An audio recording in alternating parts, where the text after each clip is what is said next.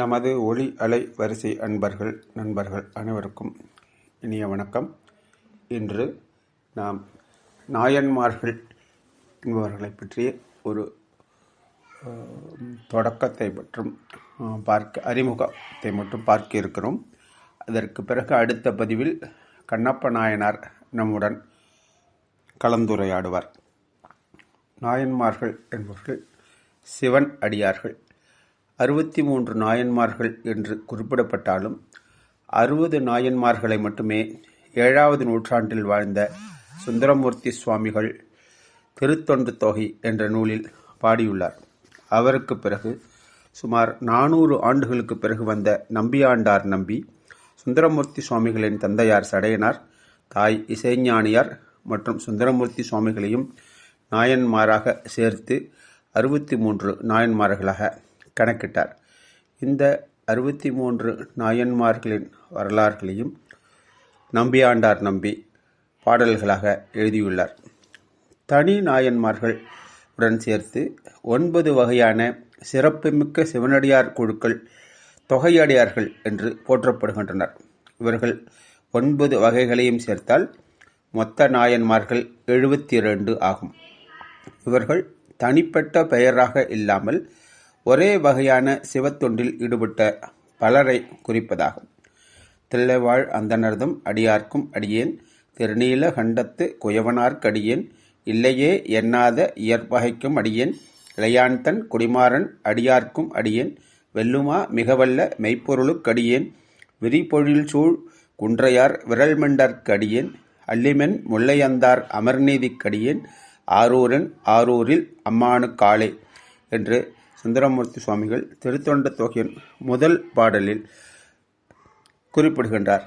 இதேபோல 11 பாடல்களில் ஊரு நாயன்மாரையும் ஒரு வரியாக சுருக்கமாக அவர்கள் பெயரை மட்டும் குறிப்பிட்டு பெயரையும் அவர்கள் செய்த மிகச்சிறந்த சிவ பக்தியையும் மட்டும் குறிப்பிட்டு பாடியுள்ளார். இதைத்தான் பின்னால் வந்த நம்பியாண்டார் நம்பி சிறிது விரிவாக பாடியுள்ளார்.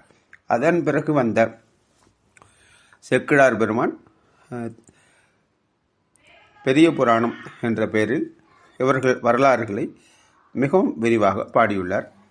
இந்த தொகையடியார்கள் என்பவரை பற்றி நாம் குறிப்பிட்டோம். அதில் 9 வகைகளாக அவர்கள் வகைப்படுத்தப்பட்டுள்ளார்கள்.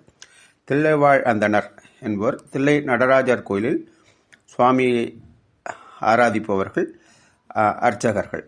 அந்த காலத்தில் 3000 தில்லைவாழ் அந்தணர்களுடன் நடராஜாவும் கைலாசத்திலிருந்து வந்ததாக கூறுவார்கள்.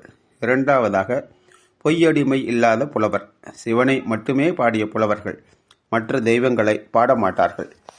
மூன்றாவது பக்தராய் பணிவார், சிவன் அடியார்களுக்கு பணி செய்யும் பக்தர்கள், அதாவது அடியாருக்கு அடியார்.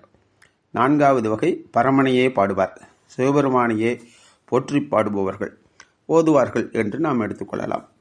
ஐந்தாவது சித்தத்தை சிவன்பாலை வைத்தார், மனத்தை சிவன்பால் நிலைநிறுத்தியவர்கள். ஆறாவது வகை திருவாரூரில் பிறந்தார், திருவாரூர் தலத்தில் பிறந்தவர்கள். முப்போதும் திருமேனி தீண்டுவார், எப்பொழுதும் சிவனையே பூஜிப்பவர்கள், அர்ச்சகர்கள் அல்லது குருக்கள் என்று நாம் இப்பொழுது சொல்கிறோம். எட்டாவது முழுநீறு பூசிய முனிவர், திருநீறு அணிந்த அடியார்கள் எல்லாரும் முழுநீறு பூசிய முனிவர்களாக கணக்கிடப்படுகிறார்கள். அப்பாலும் அடி சேர்ந்தால் இறுதியாக அடியார் கூட்டத்துக்கு வெளியே இருந்தாலும் சிவனையே எண்ணி வாழ்பவர்கள். இந்த அப்பாலும் அடி சேர்ந்தார் என்பது வெளிநாடுகளில் வசிக்கப் போகும் அடியார்களையும் சிவனடியார்களையும் குறிப்பிடுவதாக நாம் எடுத்துக்கொள்ளலாம். இந்த தொகையடியார்கள் சிவபெருமானின் அடியார்கள். அவர்கள் திருத்தொண்டுகள் மற்றும் வாழ்ந்த காலம் ஆகியவற்றின் அடிப்படையில் எல்லா நாயன்மார்களும் வகைப்படுத்தப்பட்டுள்ளனர்.